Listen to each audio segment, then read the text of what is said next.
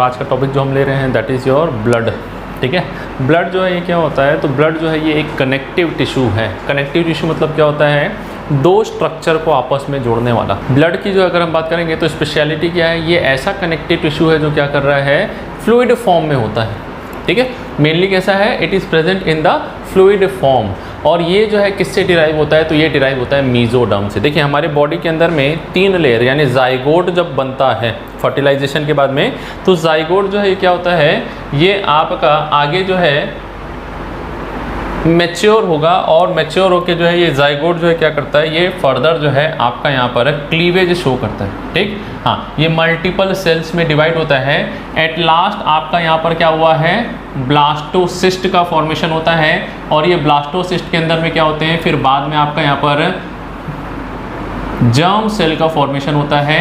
ये जो है जर्म सेल्स क्या बनाती हैं, तो ये बनाती हैं आपकी 3 लेयर बनाती हैं। एक है एक्टोडर्म, एक है मीजोडर्म और एक है एंडोडर्म। ठीक, हाँ, तो एक्टोडर्म यानी बाहर में जितना भी है, स्किन हो गया आपका, हेयर फॉलिकल्स वगैरह हो गए, ठीक है, ये जो नर्व्स वगैरह जो रहते हैं ये क्या होते हैं, ये सारे के सारे एक्टोडर्म से डिराइव है। यानी कि यही सेल्स जो है एक्टोडर्म की डिवाइड करके ये आउटर स्ट्रक्चर बनाती है।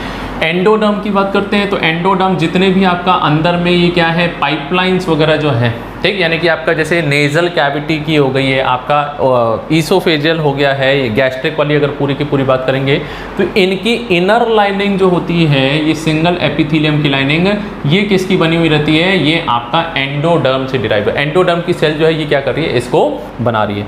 अब बचा हुआ जो पार्ट है यानी जितने आपके मोस्टली ऑर्गन्स वगैरह जो हैं, ये इनको कौन बनाता है, तो इनको जो है आपका मीजोडर्म से ज़्यादातर डिराइव होते हैं।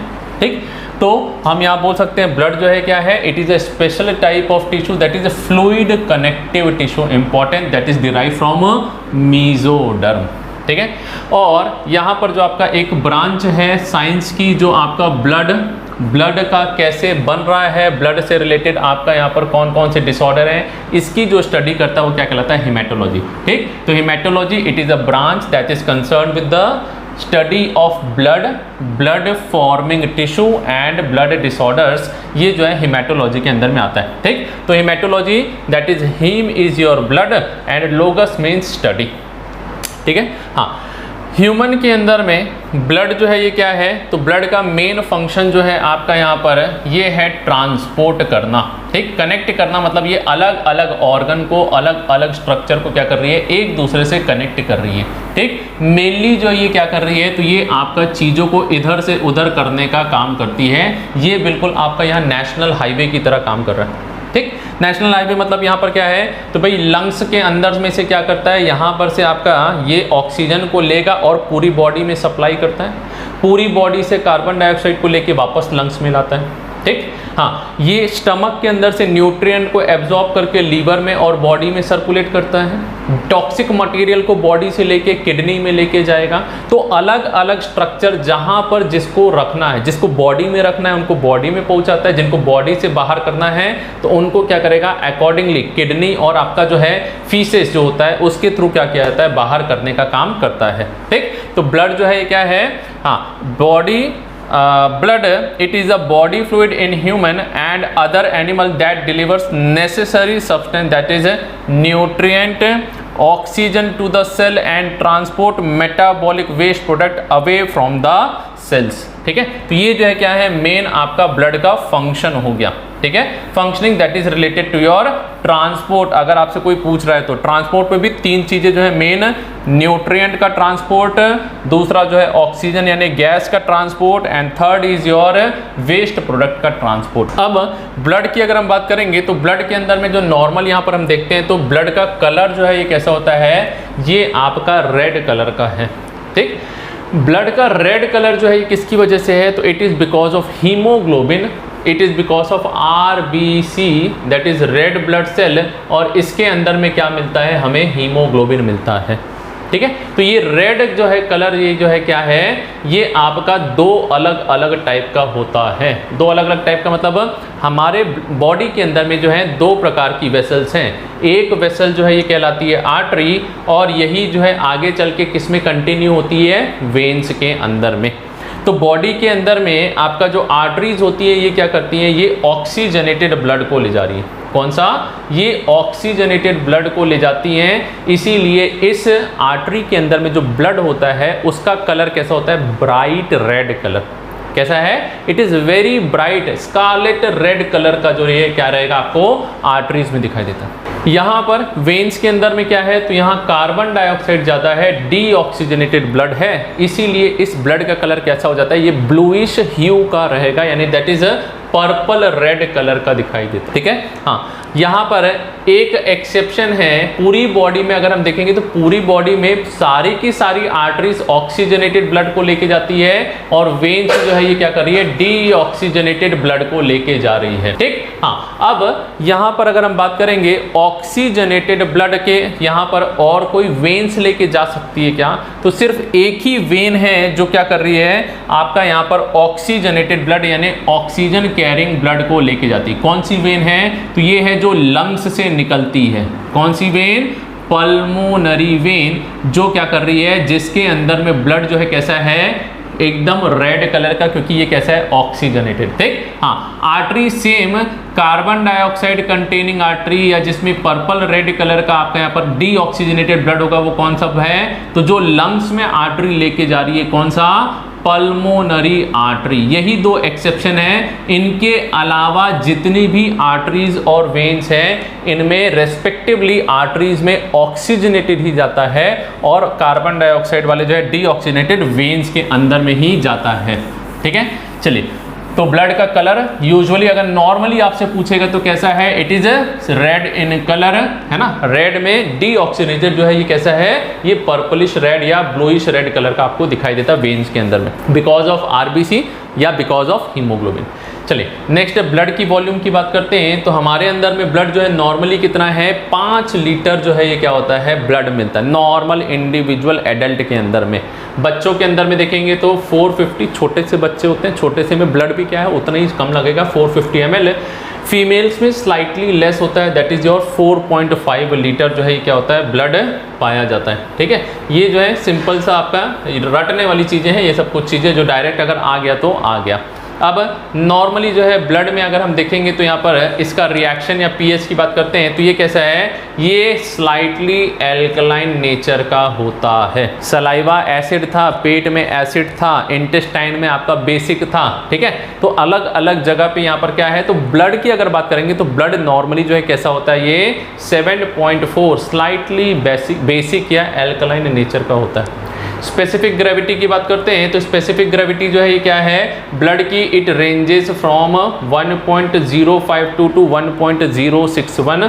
ठीक, ये जो है ये याद करने वाली चीज़ है, इसको तो कोई याद हम नहीं करा सकते, बस ये है कि आपको एक बार देख लीजिए। नॉर्मल ब्लड इट इज़ 1.05 से 1.06। ठीक, ब्लड के अंदर जो सेल है इसकी स्पेसिफिक ग्रेविटी देखेंगे तो क्या है? 1.09 से 1.10। और प्लाज्मा की स्पेसिफिक ग्रेविटी देखेंगे तो 1.02 से ये 1.026, ये तीनों में अलग अलग हैं। सर ये ब्लड और प्लाज्मा क्या है? तो देखिए नॉर्मली ब्लड 2 कंपोनेंट से मिलके बना है। ब्लड को अगर हम देखते हैं तो ब्लड के अंदर में एक सॉलिड पार्ट होता है, एक लिक्विड पार्ट होता है। सॉलिड पार्ट जो है ये क्या है? सेल से बना हुआ है। ठीक, और लिक्विड पार्ट जो है ये क्या है? आपका प्लाज्मा कहलाता है। ठीक, प्लाज्मा के अंदर फिर से आपका यहाँ पर क्या है? सॉलिड और लिक्विड पार्ट आपका पाया जाएगा।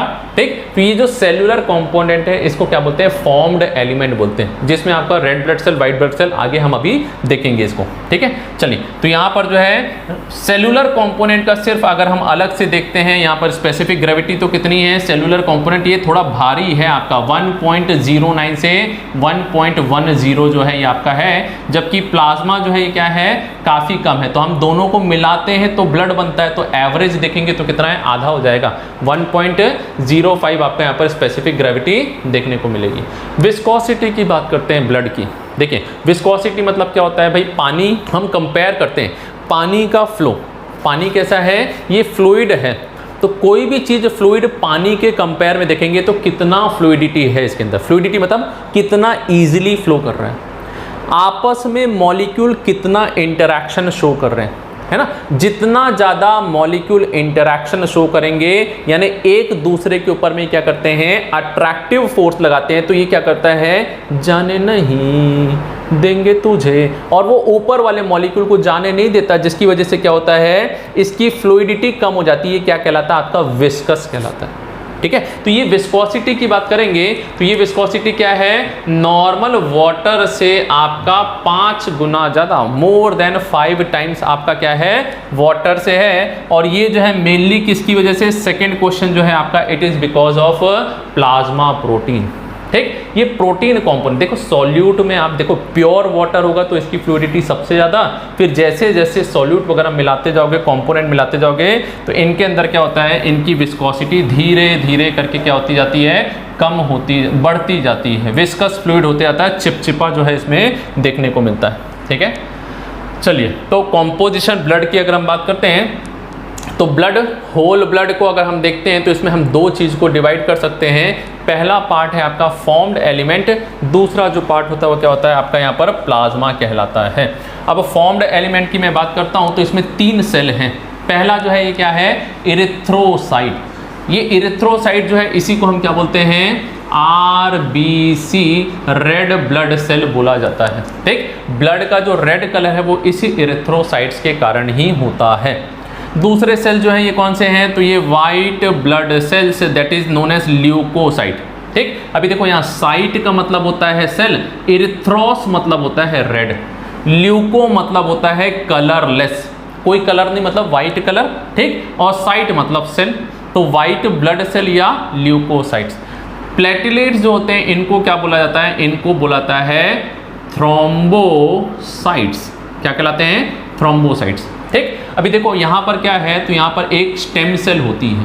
क्या है, सेल में, बोन मैरो के अंदर में एक ऐसी सेल पाई जाती है जो क्या है, कंटिन्यूअसली डिवाइड हो सकती है, और डिवाइड करके ये किसी भी टाइप का सेल में डिफरेंशिएट हो सकती है। ठीक, तो स्टेम सेल में से जो सेल आपके ल्यूकोसाइट्स बनाने वाले हैं, कुछ सेल जो है आपके प्लेटलेट्स बनाएंगे, और कुछ सेल जो है ये क्या करते हैं, इरिथ्रोसाइट का फॉर्मेशन करते हैं।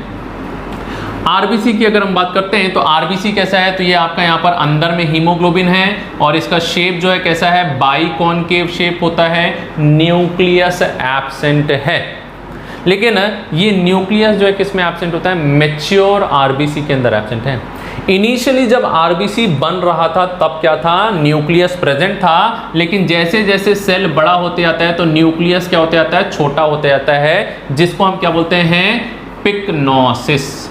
क्या बोलते हैं, पिक्नोसिस बोला जाता है। इसमें जो है न्यूक्लियस छोटा हो रहा है, क्यों, क्योंकि यहाँ पर क्या है भाई, यहाँ पर जरूरत है आपको, मेन इसका काम है ऑक्सीजन और कार्बन डाइऑक्साइड का ट्रांसपोर्ट, तो इसको करवाने के लिए हीमोग्लोबिन को क्या करता है, ये जगह देता है। तो हीमोग्लोबिन कैसा है, तो भाई देखो हीमोग्लोबिन में आपका यहाँ पर है, बीच में आयरन है और 4 ग्लोबिन चेन्स पाए जाते हैं। ये इस प्रकार से समझ लो आपका लटका हुआ है, ये बीच वाला पार्ट, और 2 अल्फा 2 बीटा चेन जो है हीमोग्लोबिन के आपके यहाँ पर मिलते हैं। ठीक है, हाँ, तो ये ग्लोबिन चेन्स है, ये आपका क्या करेगा, तो 4 मॉलिक्यूल ऑक्सीजन का इसीलिए ये क्या करता है, कैरी कर लेता है। तो आरबीसी नॉर्मली इतना तो हमने देखा है, आगे जो है आप और भी वीडियोस आएंगे जिसमें आरबीसी के बारे में और डिटेल्स, इसके फंक्शन वगैरह को हम देखेंगे। ठीक, चलिए, दूसरे सेल जो है कौन से हैं, वाइट ब्लड सेल्स हैं।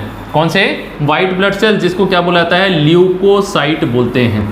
सर ल्यूकोसाइट, हाँ, इनके अंदर में जब हम ध्यान से देखते हैं तो माइक्रोस्कोप में आपका आरबीसी तो एक अकेला सिंगल जैसा था वैसे ही रहता है, ल्यूकोसाइट 2 टाइप के मिलते हैं। ल्यूकोसाइट के अंदर में जिस सेल के अंदर में ग्रैन्यूल्स प्रेजेंट होंगे वो ग्रैन्युलोसाइट, जिसके अंदर में ग्रैन्यूल एब्सेंट होता है वो ए ग्रैन्युलोसाइट कहलाता है। ठीक है, हाँ, तो अभी यहाँ पर देखिए ग्रैन्यूल्स अलग अलग टाइप के हो सकते हैं, जिनके अंदर में ग्रैन्यूल्स ये क्या हैं, आपके इओसिनोफिल और आपके बेसोफिलिक जो स्टेन होता है, बेसिक स्टेन जो रहता है, बेसोफिलिक नहीं, बेसिक स्टेन, दोनों स्टेन को लेता है, ये क्या कहलाता है, न्यूट्रोफिल कहलाता है। ठीक, इनके अंदर में जो है ये आपके ग्रैन्यूल्स कैसे रहते हैं, छोटे छोटे फाइन ग्रैन्यूल्स देखने को मिलते हैं। ठीक, हाँ, तो ये क्या हुआ, न्यूट्रोफिल, जिसके अंदर में दोनों टाइप के स्टेन को लिया जाएगा, तो ये पिंक एंड रेड कलर का आपको दिखाई देगा, ब्लू कलर का जो है आपको दिखाई देता है। ठीक, हाँ, दूसरा जो है बेसोफिल, बेसोफिल के अंदर में क्या है, तो बेसोफिल के अंदर में ये बेसिक स्टेन को लेता है, और ये जो है कैसे, इसके अंदर ग्रैन्यूल्स बड़े बड़े कोर्स ग्रैन्यूल्स देखने को मिलते हैं। ठीक, तीसरी जो सेल होती है ये क्या है, तो ये आपका एसिडिक स्टेन को लेता है, इओसिनोफिलिक स्टेन को लेता है, इसलिए इसको क्या बोलते हैं, इओसिनोफिल। ठीक, तो बेसोफिल जिसने बेसिक स्टेन लिया, इओसिनोफिल जिसमें एसिडिक स्टेन को लेता है, इओसिनोफिलिक स्टेन को लेता है। तो ये रेडिश दिखेगा, ब्लूइश, और ये मिक्स कलर का दिखाई देगा। ठीक है, हाँ। यहाँ पर न्यूट्रोफिल की अगर हम बात करते हैं तो न्यूट्रोफिल के अंदर में न्यूक्लियस जो है क्या है, तो सभी के अंदर एक ही न्यूक्लियस है। जितने भी ल्यूकोसाइट है सब में एक ही न्यूक्लियस होता है, सिंगल न्यूक्लियस है। बट यहाँ पर न्यूक्लियस कैसे हैं, तो यहाँ पर एक जगह आपका ये स्वलन हो गया है, ठीक, फिर ये आपका छोटा सा बैंड से जुड़ा हुआ, फिर यहाँ स्वलन हो गया है, फिर ये हल्का सा छोटा पतला पार्ट, और ये इस प्रकार से क्या है, ये मल्टी लोब्स में आपको दिखाई दे। कैसे हैं, मल्टी लोब्स में दिखाई देंगे। तो ये न्यूट्रोफिल में ये मल्टी लोबुलर है, बेसोफिल में, और इओसिनोफिल्स के अंदर में बाइलोब्ड या ट्राइलोब्ड इस प्रकार से आपको देखने को मिलता है। ठीक, तो ये ग्रैन्यूल्स प्रेजेंट है, तो ये क्या हो गया, ग्रैन्युलोसाइट। फिर दूसरा जो है कौन सा है, तो जिसमें ग्रैन्यूल्स प्रेजेंट नहीं है, ग्रैन्यूल्स प्रेजेंट नहीं है, तो वो क्या कहलाते हैं, ए ग्रैन्युलोसाइट। इसके अंदर में जो है दो टाइप के आपके व्हाइट ब्लड सेल्स आते हैं, एक होता है आपका लिम्फोसाइट और एक होता है मोनोसाइट। ठीक, देखिए ज्यादातर सभी व्हाइट ब्लड सेल जो है इनका काम क्या है, फैगोसाइटोसिस करके मारना और खा जाना। ठीक है, लेकिन मेनली अगर हम देखेंगे तो मेनली इओसिनोफिल जो है ये क्या है, ये आपका एलर्जी के टाइम पे बनता है। बेसिक सबसे ज्यादा जो है न्यूट्रोफिल पाया जाता है, जो नॉर्मली आपका कोई भी पैथोजन आएगा तो सबसे पहले जो आके ये माइक्रो पुलिसमैन क्या करेंगे, इसको मारेंगे और खाने का काम करेंगे। ठीक, बेसोफिल ये भी क्या कर रहा है, तो ये भी आपका इन्फेक्शन से प्रिवेंट करने के लिए फैगोसाइटोसिस। ठीक, लेकिन इसका अमाउंट क्या होता है, काफी कम, 0.5 to 1% जो है आपका ये देखने को मिलेगा। मोनोसाइट जो है ये क्या होते हैं, ज्यादा होते हैं। मोनोसाइट जो है क्या है, ज्यादा है। और लास्ट में आपके लिम्फोसाइट, तो ये टी लिम्फोसाइट और बी लिम्फोसाइट जो है ये क्या कर रहे हैं, ये हमें सेल्यूलर इम्यूनिटी देने का काम कर रहे हैं। ठीक है, और बी लिम्फोसाइट बाद में एंटीबॉडीज बना के क्या करेगा, ह्यूमोरल इम्यूनिटी देगा। तो इम्यून रिस्पॉन्स के लिए लिम्फोसाइट और मोनोसाइट। मोनोसाइट बड़े सेल होते हैं, बड़ा सा न्यूक्लियस प्रेजेंट होता है। ठीक, लिम्फोसाइट जो है इससे थोड़े से छोटे हैं, हाँ, सेंटर में इसमें क्या है, न्यूक्लियस है, जबकि मोनोसाइट में साइड में पुश कर दिया है न्यूक्लियस को, जिससे क्या हो, ये कोई भी बैक्टीरिया अगर आएगा तो उसको पकड़ के क्या करेगा, खाने में फैगोसाइटोसिस करने में मदद करता है। ठीक, यही मोनोसाइट जो है कुछ आगे चल के मैक्रोफेजेस वगैरह भी फॉर्मेशन करते हैं। ठीक, तो ये क्या हुए, ये आपके फॉर्म्ड एलिमेंट हुए जिन्होंने क्या किया है, सेलुलर कंपोनेंट ब्लड का बना के रखा है। अब बात करते हैं प्लाज्मा की, तो दूसरा component plasma, that is a fluid part है। तो जब आप क्या करेंगे, प्लाज्मा की डेफिनेशन बोलेंगे तो क्या है, ब्लड में से फॉर्म्ड एलिमेंट को रिमूव कर दो, blood minus formed element, it is known as plasma. Plasma के अंदर में अगर हम देखेंगे तो यहाँ पर क्या है, तो जितनी भी चीजें आप खाते पीते हो तो डाइजेस्ट करने के बाद हुआ ना, क्या क्या डाइजेशन के बाद आया, amino acids, vitamins, nutrient, protein, जितना भी वेस्टफुल प्रोडक्ट ब्लड से बॉडी से लिया वो नाइट्रोजनस बेस्ड, इलेक्ट्रोलाइटेट और कार्बन डाइऑक्साइड मोनोऑक्साइड। तो ठीक, लंग्स के अंदर में से गैसेस आ गई, स्टमक के अंदर में से अमीनो एसिड, न्यूट्रिएंट, इलेक्ट्रोलाइट आ गए, पूरी बॉडी से नाइट्रोजनस वेस्ट आ गया। अब प्रोटीन के अंदर स्पेसिफिकली हम बात करेंगे तो तीन टाइप के प्रोटीन मिलते हैं, एक होता है एल्ब्यूमिन, एक होता है फाइब्रिनोजन और तीसरा होता है आपके यहाँ पर ग्लोब्यूलिन। वेरी इंपॉर्टेंट, एल्ब्यूमिन जो है ये क्या करता है, एल्ब्यूमिन का काम होता है ये आपका ऑस्मोलैरिटी को ब्लड की जो है क्या करता है, मेंटेन करता है। कहीं कहीं पर ये बफर की तरह काम करता है, जहां एसिडिक बेसिक मीडियम को बनाए रखने में, ब्लड का कॉन्सेंट्रेशन को बनाए रखने में एल्ब्यूमिन उसके जो है फ्लूइडिटी को बनाए रखने में मदद कर रहा है। ठीक, एल्ब्यूमिन के बाद में आपका आता है फाइब्रिनोजन। ठीक, ये डिसॉल्व प्रोटीन है, फाइब्रिनोजन है। ये डिसॉल्व प्रोटीन क्या है, तो ये आपका बाद में फाइब्रिन में कन्वर्ट होता है। अगर चोट लगी तो चोट लगने के बाद क्या होता है, ब्लड कंटिन्यूसली बह रहा है, तो बहते हुए ब्लड को यहाँ पर क्या करना है, स्टॉप करना है। तो उसके लिए क्या होगा, फाइब्रिनोजन जो है ये आपका फिब्रिन में कन्वर्ट होता है। हम जो है इसको क्या करेंगे, आपका क्लॉटिंग मैकेनिज्म जब देखेंगे वहां पर हम आप इसको डिटेल में बताएंगे। ठीक, तो फाइब्रिनोजन जो है ये क्या कर रहा है, ये डिसॉल्व प्रोटीन आगे चल के आपका क्लॉटिंग में मदद कर रहा है। लास्ट ग्लोब्यूलिन्स, कौन सा, ग्लोब्यूलिन्स, इसका काम क्या है, तो ये आपका वही है, इम्यूनोग्लोबिन्स यानी एंटीबॉडीज का फॉर्मेशन करने में मदद करते हैं। ठीक है। हाँ, फिर ये बाद में हीमोग्लोबिन वगैरह बनाने में भी क्या है, ये आपका ग्लोबुलिन मदद करेगा। ठीक, तो मेन काम है आपका एंटीबॉडी फॉर्मेशन के लिए। तो ये प्रोटीन क्या है, प्लाज्मा के अंदर बहुत इंपॉर्टेंट रोल प्ले करते हैं। ठीक है। हाँ सर, WBC के नाम पांचों के नाम कैसे याद रखें? तो देखो, ग्रैन्युलोसाइट, ए ग्रैन्युलोसाइट वैसे तो आप एक ही बार पढ़ेंगे तो याद हो जाना चाहिए,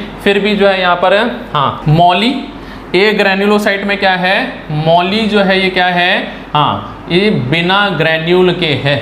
ठीक, हाँ, और ये क्या है, बेसन याद रखो, क्या बेसन जो है आपका यहाँ पर है, ठीक, SES, BAES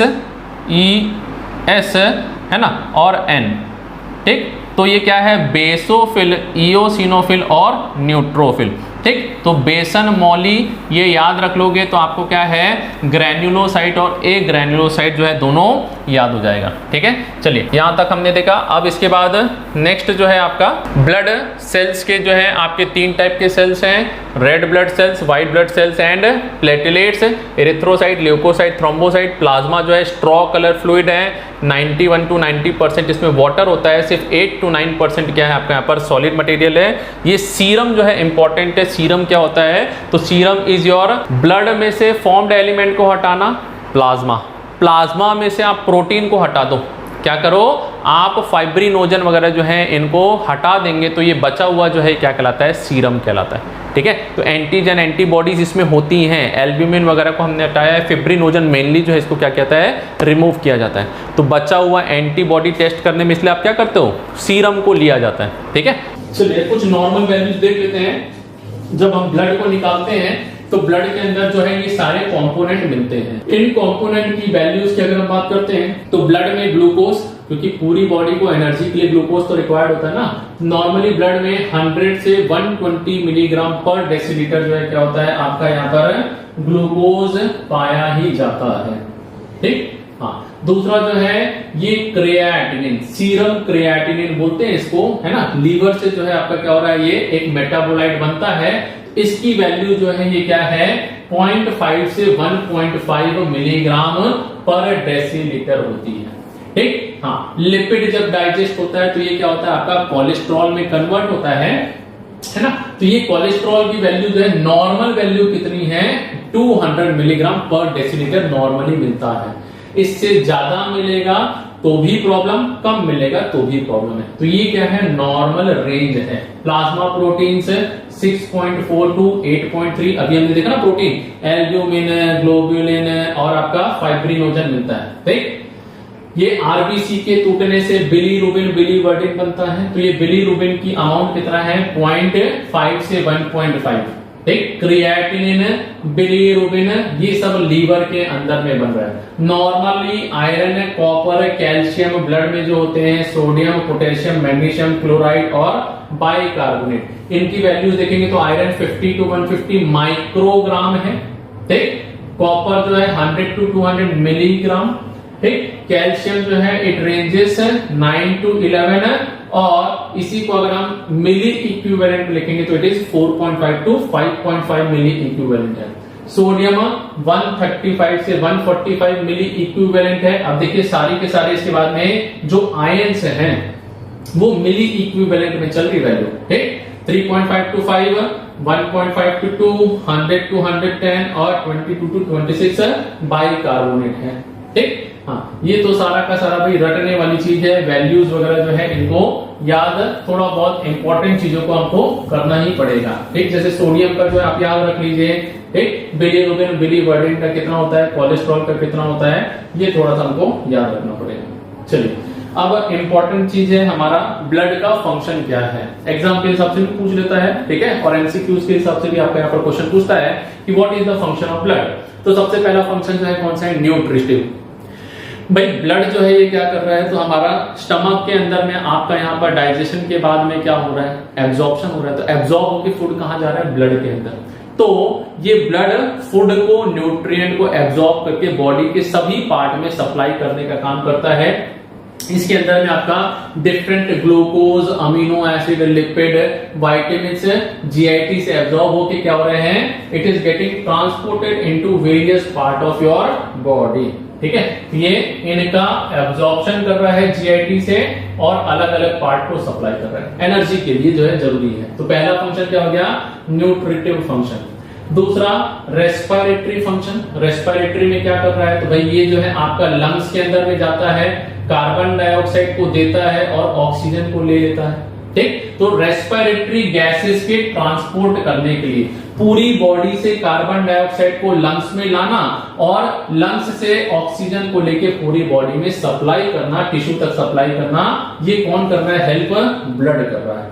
तीसरा जो है आपका कौन सा फंक्शन है, एक्सक्रीटरी फंक्शन, ठीक। भाई अलग सभी सिस्टम में काम कर रहा है, सारे सिस्टम को जोड़ने वाला जो है कौन सा है, ब्लड है। देखो डाइजेस्टिव सिस्टम को जोड़ लिया, रेस्पिरेटरी सिस्टम को जोड़ लिया, अब जितनी भी गंदगी है सबको, ये तो क्या है बोला ना, रास्ता है जहां से आपका ट्रांसपोर्ट हो रहा है, ठीक। तो गंदगी को बाहर करना है तो ले जाना है, तो कहां तक ले जाएगा, किडनी से निकलता है ना, किडनी हो गया, स्किन में आपका स्वेट ग्लैंड हो गया, लीवर हो गया, ये तीनों जगह से क्या हो रहा है, एक्सक्रीशन होता है, किडनी, स्किन, लीवर वगैरह से जहां से भी निकलेगा, तो निकालने के लिए वहां तक पहुंचाएगा कौन, तो पहुंचाने का काम होता है ये ब्लड के थ्रू, ठीक। तो वेस्ट प्रोडक्ट को एक्सक्रीटरी ऑर्गन तक पहुंचाने का काम एक्सक्रीटरी फंक्शन होता है, ठीक। नेक्स्ट है हार्मोन और एंजाइम की बात करते हैं। सर जी हार्मोन, जी ये हार्मोन क्या होते हैं, these are the chemicals that are secreted by various organs that are various gland. Hormone को प्रोड्यूस करने वाले आपके क्या होते हैं, एंडोक्राइनल ग्लैंड्स होते हैं, ये बनाते हैं। अब हार्मोन के अंदर में क्या है, तो देखिए हार्मोन जो है ये डक्टलेस होता है, इसमें जो है हार्मोन नहीं बोलना चाहिए, ग्लैंड बोलना चाहिए, यानी एंडोक्राइन ग्लैंड क्या होता है, इनमें डक्ट नहीं होता, डक्ट नहीं होता तो फिर ये हार्मोन जो है बॉडी में अलग अलग जगह तक कैसे पहुंचेंगे, तो ये हार्मोन को क्या किया जाता है, जहां पर भी बनता है वहां से रिलीज करके ब्लड में छोड़ दिया जाता है, ठीक। ब्लड से ये क्या करता है, पूरी बॉडी में सर्कुलेट होता है और जहां पर भी बॉडी के अंदर में जरूरी होता है वहां पर क्या करता है, ये अपना काम करता है, ठीक। हाँ भाई, तो इसीलिए एंडोक्राइन ग्लैंड जो है ये डक्टलेस है, तो ये ब्लड के थ्रू सर्कुलेट हो रहा है, तो इसीलिए एंडोक्राइन ग्लैंड का फंक्शन जो है बॉडी में कहीं भी हो सकता है। जबकि एक्सोक्राइन जो होता है क्या होता है, एक डक्ट वाला होता है, इनमें जो है पाइपलाइन के थ्रू ही क्या होता है, सीक्रेशन किया जाता है। तो जहां रिक्वायर्ड होगा वहीं पर ही ये डक्ट होगा, वहीं पर ही ग्लैंड होगा और सीक्रेशन भी वहीं होगा।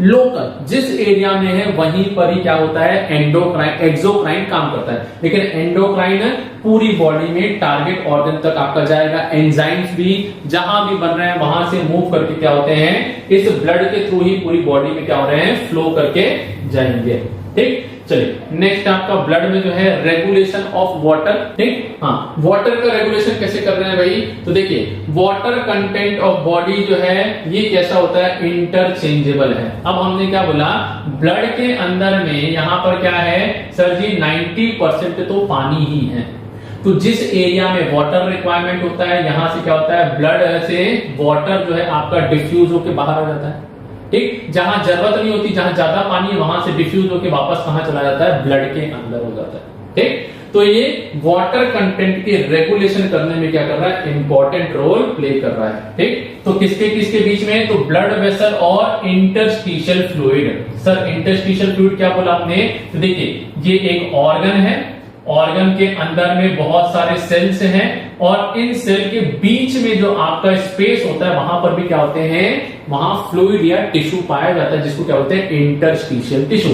तो ब्लड से इंटरस्टिशियल टिश्यू में आपका क्या होगा, वाटर आएगा और यहां से वापस इधर चला जाए, ठीक। तो ये क्या है, ये वाटर रेगुलेशन करने में भी इंपॉर्टेंट रोल प्ले कर रहा है। चलिए नेक्स्ट आपका यहाँ पर इंपॉर्टेंट रोल जो है ब्लड का कौन सा है, एसिड और बेस में बैलेंस बना के रखना, ठीक। तो हमने क्या बोला, प्लाज्मा प्रोटीन मेनली एल्ब्यूमिन जो होता है ये क्या करता है, बफर की तरह काम करता है, ठीक। तो albumin that is plasma protein, और दूसरा जो है हीमोग्लोबिन। हीमोग्लोबिन कैसे करता है, तो हीमोग्लोबिन के अंदर में आपका यहाँ पर क्या है, HB, इसमें NH2 ग्रुप भी होता है, ठीक है, और यहाँ पर एसिडिक ग्रुप भी होता है, ठीक। तो जब यहाँ पर क्या करना है, इसको एज अ एसिड काम करना है तो ये H+ को डोनेट करेगा, इसे जब बेस की तरह काम करना है तो ये NH2 को डोनेट करता है, ठीक। तो ये क्या कर रहा है, ये हीमोग्लोबिन, ये भी एक प्रोटीन है, प्लाज्मा प्रोटीन बफर की तरह काम कर रहे हैं और एसिड और बेस में बैलेंस बना के रख रहे हैं। तीसरा जो है आपका यहाँ पर टेम्परेचर को रेगुलेट करने में मदद करता है। ठीक, यहां पर कैसे मदद कर रहा है, तो it has high specific heat. Blood में क्या होता है, स्पेसिफिक हीट की अगर बात करेंगे बहुत ज्यादा होता है और ये अपना थर्मो रेगुलेशन के थ्रू क्या करता है, थर्मो रेगुलेशन मैकेनिज्म के थ्रू यहां पर बॉडी टेम्परेचर को मेंटेन कर रहा है। मेनली जब पसीना आता है आपका क्या हो रहा है, तो ब्लड के थ्रू ही यहां से क्या हो रहा है, पर्सपिरेशन के थ्रू आपका यहां से स्वेटिंग होती है जो क्या करता है बॉडी टेम्परेचर को कम कर देता है। ठीक है, हाँ, तो ये ब्लड के अंदर में एब्जॉर्प्शन होता है और यहीं से आपका हीट का डेसिपेशन होता है। ठीक, गर्मियों में देखोगे कान से झाग निकलती है, कान से ऐसा लगता है गरम गरम हो रहा है, हाथ के यहाँ पर देखेंगे तो आपको हीट का जो है क्या हो रहा है, डेसिपेशन हो रहा है। तो ये यहाँ की ब्लड सप्लाई जो है क्या कर रही है, डायरेक्ट सरफेस एरिया से निकाल रही है। Very important next function is your storage function होता है। ब्लड जो है सभी चीज को स्टोर करके रख रही है। खाना आया, खाना आने के बाद ब्लड में गया, ब्लड में से लीवर में जाता है, कुछ पार्ट को लीवर में क्या कर जाता है, परमानेंटली अभी स्टोर कर दिया, जब एकदम इमरजेंसी होगी तो निकालेंगे। ठीक, बचा हुआ जो है सारा का सारा ब्लड में घूमता रहता है। तो ब्लड में घूम रहा है तो जहां जहां जरूरत होगी देगा, जहां जरूरत नहीं तो ब्लड में रहेगा। तो blood protein, glucose, sodium, potassium सभी के लिए क्या कर रहा है, स्टोरेज की तरह काम कर रहा है। जब भूख लगेगी, है ना, भूखा रहेगा व्यक्ति, आपका स्टार्वेशन होगा, फ्लूइड लॉस हो जाता है, इलेक्ट्रोलाइट लॉस हो जाता है, डायरिया वगैरह हो जाता है, तो ब्लड से ही क्या किया जाता है, उस पार्ट में इसको रिप्लेनिश किया जाता है। ठीक है, तो blood it act as a storage function. Last is your defensive, protection करने में सबसे ज्यादा इंपॉर्टेंट रोल है आपका कौन है, तो ये जो है ब्लड के अंदर पाए जाने वाले व्हाइट ब्लड सेल्स। इनमें भी अगर हम बात करेंगे तो न्यूट्रोफिल और मोनोसाइट जो हैं, ये दोनों क्या करते हैं, ये बैक्टीरिया को डायरेक्ट खा जाते हैं। फैगोसाइटोसिस, जैसी बैक्टीरिया अगर आएगा, फॉरेन ऑब्जेक्ट आएगा, इसको पकड़ के खा के डिस्ट्रॉय करने का काम न्यूट्रोफिल और मोनोसाइट।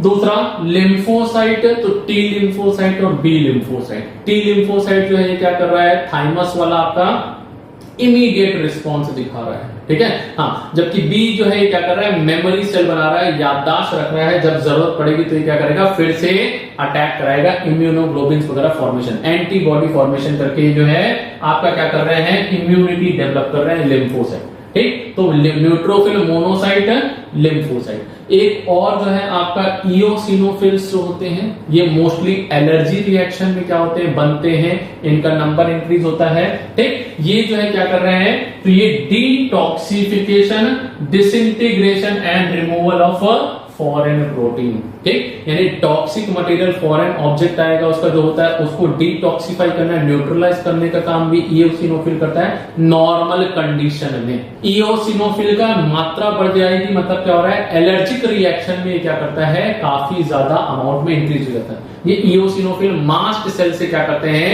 हिस्टामिन का सीक्रेशन वगैरह करा के एलर्जिक रिस्पॉन्स को इंक्रीज कर देते हैं। ठीक, नॉर्मली डिटॉक्सिफिकेशन और फॉरेन ऑब्जेक्ट को डिसइंटीग्रेट, तोड़ना और रिमूव करने में भी क्या कर रहे हैं, मदद कर रहे हैं। ठीक, तो ये जो है हमारा क्या है, ब्लड का बेसिक इंट्रोडक्शन। अब इसके बाद में हम इंडिविजुअली एक एक सेल्स वगैरह लेंगे और किस प्रकार से आपका ब्लड में जो है क्लॉटिंग होता है और ब्लड ग्रुपिंग वगैरह है, उनको हम नेक्स्ट लेक्चर्स में लेंगे। ठीक है, चलिए, थैंक यू।